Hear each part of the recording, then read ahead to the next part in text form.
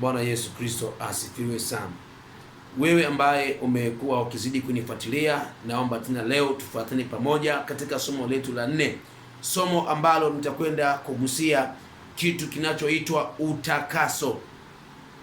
Utakaso ni kitu ambacho wengi huwa hawajifunzi, ila tu nasikia omba utakaso, ila bado wengi hawajajua, na kwa kukosa utakaso wengi wamefanya mambo mabaya kupita kawaida. Basi namwalika Roho Mtakatifu ili tukajifunze, uweze kuelewa na uweze kujua sasa ni nini ufanye ili Mungu mwenye nguvu apate kukutakasa. Baba, katika jina la Yesu Kristo, Roho Mtakatifu, asante Bwana kwa muda mwingine mzuri ambao Mungu umetupatia tupate kujifunza maneno yako, ili Bwana tuweze kujiandaa, kwa sababu Bwana wakati huu ni wakati ambao unahitaji kuona watu wakipata mafundisho, kwa sababu kitakachofanya hata watu wakufikie Mungu ni baada ya kuwa wamejifunza maneno yako ya kuweza kuwasaidia. Asante Bwana wetu Yesu Kristo, Mungu mwenye nguvu. Pokea Bwana utukufu, heshima na shukrani katika jina la Yesu Kristo, amen. Wengi mmekuwa mkihitaji ujazo wa Roho Mtakatifu, na pasipo kujua kwamba kuna vigezo fulani vya kufanya, na ndio maana wengi mmekuwa naona wengi inakuwa ni ngumu kujaza Roho Mtakatifu. Sasa ili somo la utakaso ni somo ambalo huwa linakuandaa kwa ajili ya ujazo wa Roho Mtakatifu. Ndio maana katika haya masomo ambayo naendelea kuyatoa, somo la 5 litakuwa ni somo linalohusiana na ujazo wa Roho Mtakatifu. Kwa leo tupo kwenye somo la 4 ambalo ni somo linalokuandaa kwa ajili ya kujiweka tayari kwa habari kujazwa Roho Mtakatifu. Utaenda kujua ni kwa nini tujaze Roho Mtakatifu. Sasa ili somo la utakaso, naomba sasa tusikilizane kwa makini upate kuelewa. Kichwa cha somo kitaitwa utakaso. Watu wengi huwa hawajui kwamba katika wokovu huwa tunaenda hatua kwa hatua. Hatua ya kwanza unatubu dhambi na kumaanisha kuziacha, sawa, lakini ili uzidi kuendelea kukaa katika ile toba ulioitubu, unahitaji kitu kinachoitwa utakaso. Utakaso, utaona unafanya mambo fulani yanakuja kutokea katika maisha yako. Fungua Biblia yako sasa, usome kitabu kile cha Wathesalonike wa kwanza, ile sura ya 5 na ule mstari wa 23. Wathesalonike wa kwanza sura ya 5 na ule mstari wa 23. Hapa maandiko sasa yanasema, Mungu wa amani mwenyewe awatakase kabisa nafsi zenu na roho zenu na miili yenu muhifadhiwe muwe kamili bila lawama wakati wa kuja kwake Bwana wetu Yesu Kristo. Unaona hapa, Mungu wa amani mwenyewe awatakase nafsi zenu, miili yenu. Unakumbuka nilikufundisha kwenye somo ambalo lililopita kwenye hakika ya wokovu, nikawa nasema Paulo mtume alikuwa bado hajapata uwezo wa kushinda dhambi. Akawa anasema kutaka nataka, ila kutenda sipati. Kwa hiyo akawa anashangaa kile ambacho ni kibaya nakifanya, ila kile kizuri hakifanyi. Akawa anasema sio mimi ninayefanya, ila ni ile dhambi ikae ndani yangu, sio mimi nafsi yangu. Sasa hapa tunaambiwa utakaso huu unatakasa nafsi, miili na roho. Sasa huu utakaso huu ambao leo na kufundisha habari zake ndio unaofanya mwanadamu sasa aanze kupata uwezo wa kuacha dhambi.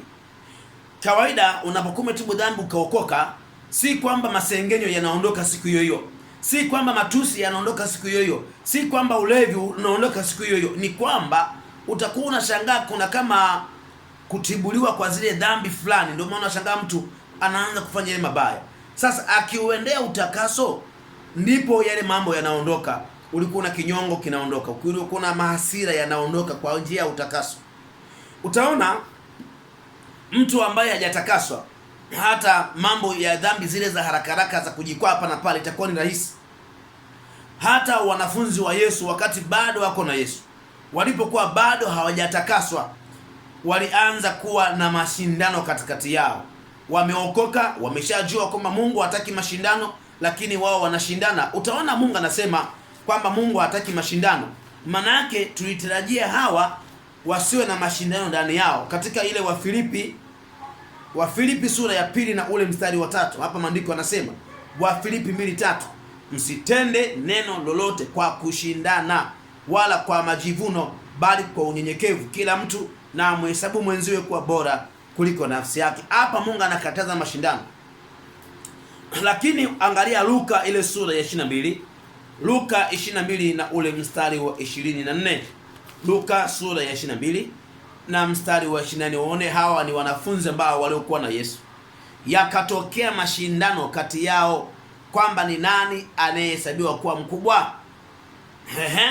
Akawaambia, wafalme wa mataifa watawala na wenye mamlaka juu yao huitwa wenye fadhili, lakini kwenu ninyi sivyo, bali aliye mkubwa kwenu na awe kama aliye mdogo, na mwenye kuongoza kama yule atumikaye. Kwa hiyo tukawa na washusha chini. Walikuwa wanashindana kiuhalisia, hawa walikuwa bado hawajatakaswa. Utaona Petro anasema hata mkana Yesu, lakini majaribu yalipotokea anamkana Yesu mara ngapi? Anamkana Yesu mara 3. Petro alikuwa hajatakaswa. Petro pale alikuwa hajatakaswa, ndio maana anamkana Yesu mara ngapi? Anamkana Yesu mara 3. Mtu anayepokea utakaso hawezi kumkana Mungu kwenye mazingira magumu. Mtu aliyepokea utakaso, kila uchafu unaondoka. Kwa hiyo hata kumjazwa Roho Mtakatifu inakuwa ni rahisi. Hebu angalia pia hapa maandiko yanasema katika Waebrania ile sura ya 13 na ule mstari wa 12 kwa habari ya utakaso. Maandiko yanasema, kwa ajili hii Yesu naye ili awatakase watu kwa damu yake mwenyewe aliteswa nje ya lango. Kumbe unaona, Yesu aliteswa nje ya lango ili aweze kutakasa watu. Na kitu kingine, hata kwa wana wa Israeli nao walitakaswa pia. Unaona kwamba kumbe utakaso ni jambo la muhimu sana. Hebu nenda angalia kwenye Kutoka 19:10. Kutoka 19:10 hapa. Kutoka ile sura ya 19 na ule mstari wa 10, maandiko hapa yanasema, Bwana akamwambia Musa, enenda kwa watu hawa uwatakase leo na kesho wakazifue nguo zao.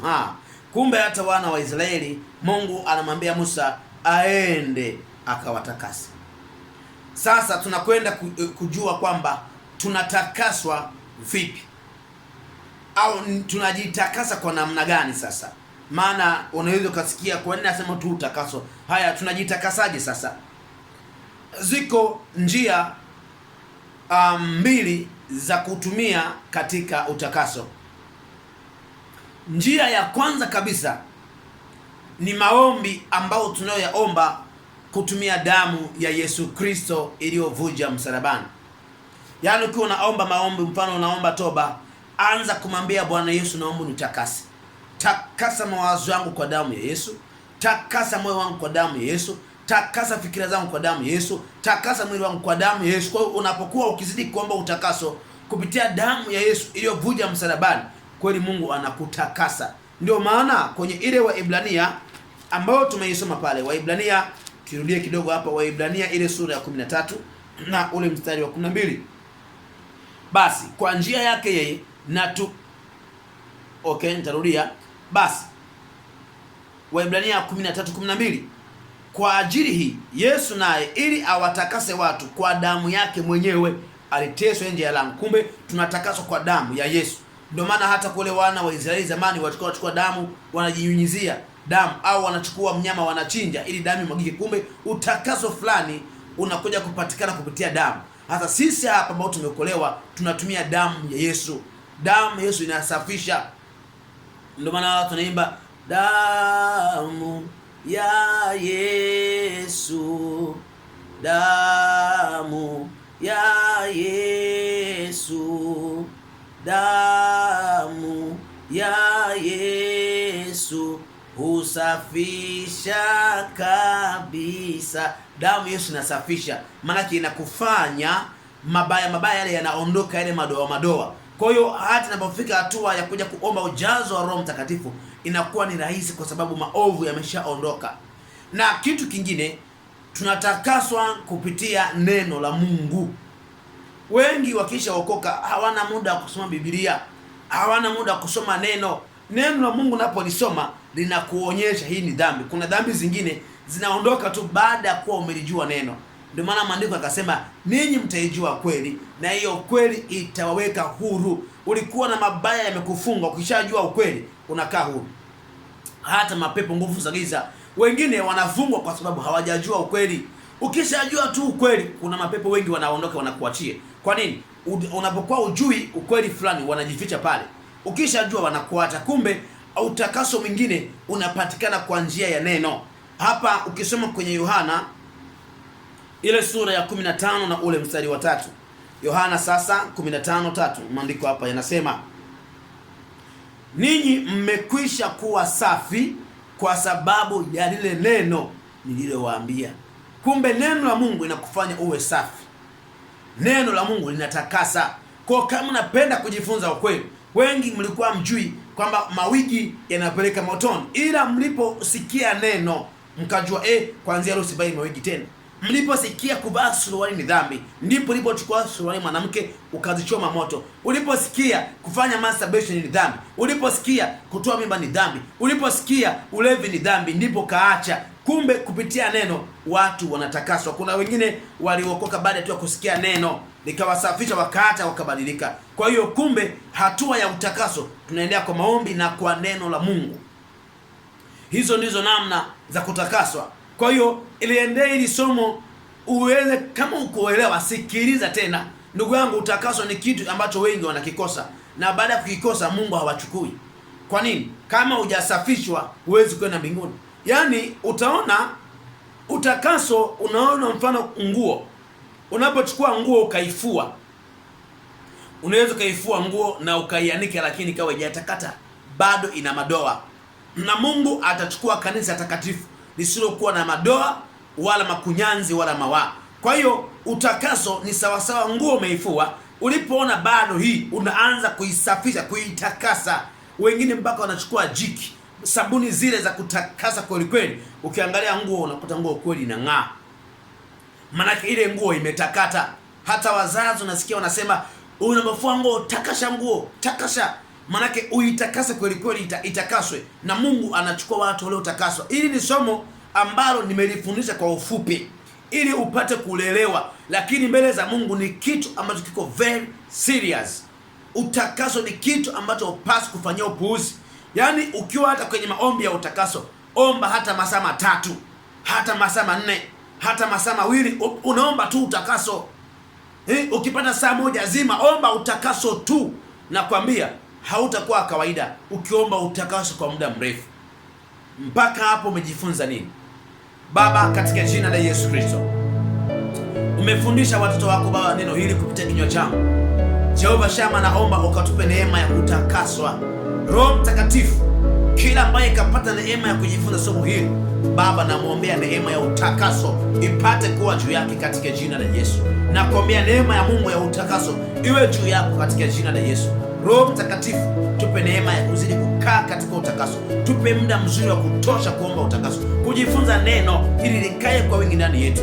Baba, asante Mungu mwenye nguvu, uyagonge muhuri ya maneno kwenye mioyo ya watoto wako katika jina la Yesu, wala adui hata yaiba. Asante Mungu mwenye nguvu, utupe neema ya kuliendea somo jingine linalofuata katika jina la Yesu Kristo. Amen.